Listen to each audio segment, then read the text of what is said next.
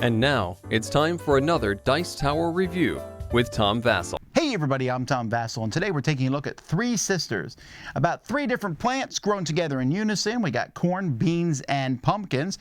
This is a game which is known in the board gaming world as a roll and write, which means you roll dice and then you write stuff down. Here you have 2 full pads to write things on your paper, trying to fill in your farm and score points in a myriad of ways. This is done by Matt Riddle and Ben Pinchback, who are known for this style of game. Let's see how this one plays. Each player is going to get 1 sheet of each of the 2 different tablets that comes with the game. One kind of shows your garden, your flowers, your perennials, you have your apiary, your fruit, goods, compost, and your shed area. Now, the game is going to take place over 8 rounds. That's going to be using this board here. You have this farmer starting here. You're going to take dice equal to the number of players plus 1 each round of the game and roll them. You'll put the lowest dice in the spot where the guy is, and then the next in the next spot, then next and next highest, like this. Then you move him to this spot, and next round you'll start in that one. Whoever goes first in any round is going to pick any single die, take that die. They're going to do 2 actions with that die. One action is based on the spot where the die came from. That action has nothing to do with the die taken. Then the die taken has a number, and that will show how you're going to plant and or water.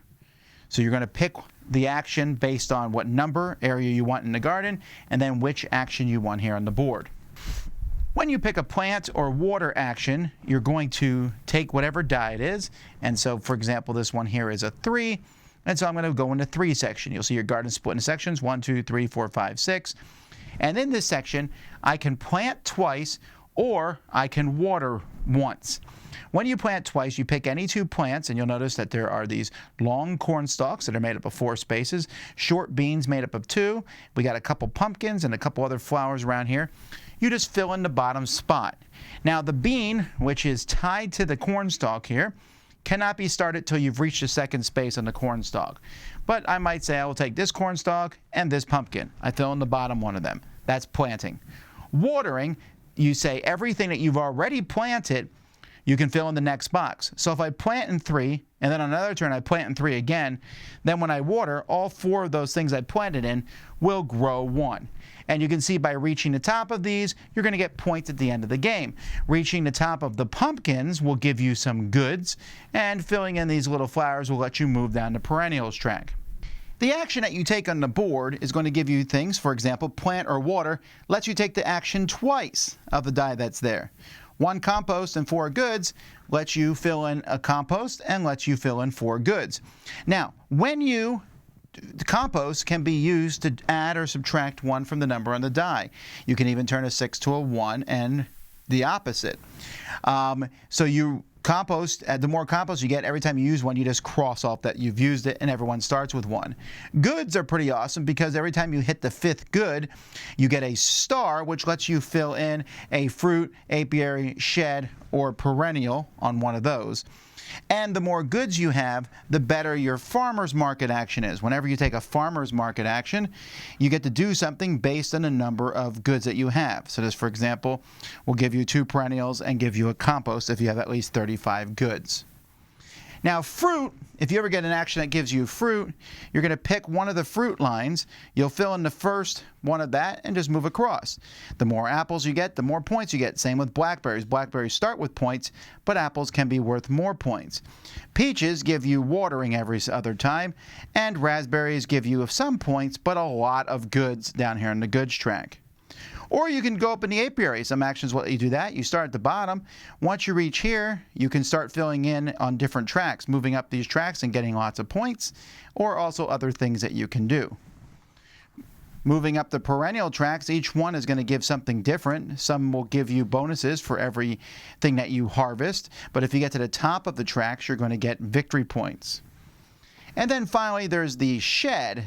as you fill in different things in the shed. You start from one spot and move from the left and move over to the right. When you get to the right, you might get some victory points, but you're going to get a special ability. Those special abilities might be anything from end of game scoring, like 1 point for every 2 beans that you have, or this one here, which is just points, the new tractor, all the way up to mason jars, which give you a good every time you get another blackberry. So every time you do a blackberry, if you have mason jars, you also get a good. And pie safe, the same thing for apples and peaches, and so on and so forth. So that's pretty much it. After everyone has picked a die, there's going to be 1 die left over, and everyone's going to use that die. I'm sorry, there's going to be 2 dice left over. You're going to use the lower number of those dice, and everyone uses it. So every turn you're going to get 2 actions. One, the die that you pick and use, and then the lowest die of the ones that are left. After that happens, there's a possibility, another action that's going to happen, like shed, everyone gets a free shed action. Rain, everyone grows all the things they planted in all their areas. Farmer's market, you get a free farmer's market action, etc. At the end of the game, there's going to be points from a gazillion different ways on the board, and whoever has the most is the winner. So this game comes with a lot of pads here. As always, with any kind of roll and write, if I'm going to keep the game, and in this case I probably am, I'm going to laminate some of these sheets that people can use. But there's a lot going on. There's a board. The dice are high quality dice. Nice pumpkin that passed around the table to see who goes first. The rules are fine. I did find it a little odd that they I felt like parts of the rules were out of order. Like they talked about things you can do, mentioned some of the things you can do, and then later on they're like, and here's even more about those. I think I would have started with that. And a little quick index on the back might have helped a bit. But I'm being a little nitpicky there. I think for the most part, these are very good quality components. Now, when I saw these papers here, I was like, woo, a lot of stuff to write down. On one hand, there's like, yay, that's a good thing. On the other hand, you think, whoa, overwhelming. But fortunately, it's not really overwhelming. There's a lot of fun things to do in this. I like the idea that when you take a die, and as soon as you take a die and start picking what you're going to do, the next player can start taking their die and picking. So it's a pretty quick game in the sense of there's very little downtime, because the downtime is necessarily deciding which die to take. But once you take that die, you're like, okay, I'm going to plant water in here, or I'm going to take the other action that was on, and you can do them in either order. And once you have a little bit of fertilizer, you can really manipulate those numbers so it becomes more about the action. This is an interesting game to me because everything you do affects everything else. The best roll and writes this normally happens. I fill in this, which lets me put one over here. When I did this one over here, it lets me do this. And when I do this, I get an extra bonus over here. Ah, that's really satisfying. And when it rains, you know, the things go up. And it's funny because we argued over the shed. There's a whole pile of different things in the shed. And at the end, we're like, this is the best one in the shed. The one that lets you water an extra time. No. This one's better because it lets you, as you take fruit, fill those up. But here's the catch. You can't fill everything up. You just can't. You can't do all the plants. So you have to decide, do you want to do pumpkins to get the more goods, or do you want to do the corn and ignore the beans, or quick add the beans on to get some extra points as the game goes by? Do you want to take the one thing in the shed that gives you points for making a circle of pumpkins around your farm? Do you want to move up the flowers? Do you want to go up the apiary and just do honey and things? I like that. And it doesn't feel, at least to me, like it ever gets in the overwhelming stage. I will say when teaching it, the action part I didn't have as much of a problem with. Teaching the water action seems to really go over a few people's heads. I'll be like, okay, so you plant, you pick any 2. You water, you can do all of them. All of them? No, just ones in that section. Okay, but which ones? What if it's already done? No, plant. Start 2 new ones. Then water, add to all the ones out there. Seems like a pretty basic concept, but I found that it just, and I think part of that is because as much as I like the game, when you look at that paper, you don't see plants. You see a bunch of squares. And I guess maybe when I'm talking about the components, I could come back and say, yeah, I wouldn't have hated it if these pads were bigger. Don't get me wrong. These are pretty big pads, and I know it would be more expensive to make them bigger. But I will say that for my eyes, and for some of the people I played with, it's not always easy to see, and I can see how that grid just comes out and smacks you in the face. Now, what do I think of it? I really like this. This is incredibly fun. I had so much fun making decisions on what to do.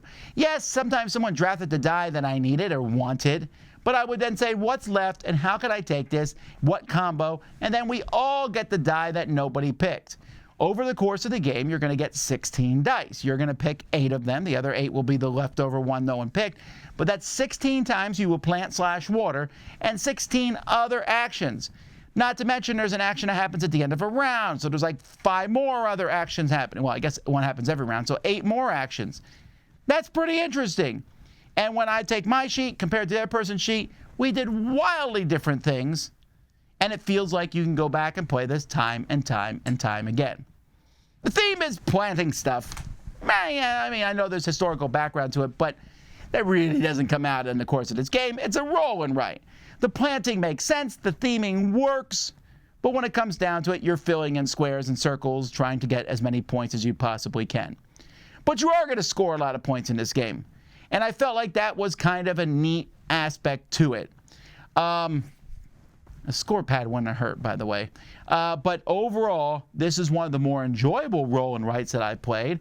I found it to be kind of in-depth, a lot of ideas in, but not overwhelming. I would actually compare this to an Uwe Rosenberg board game like Agricola, Caverna, Le Havre, games that have tons of options and interesting things that offer lots of deep strategy but aren't terrifically difficult to play.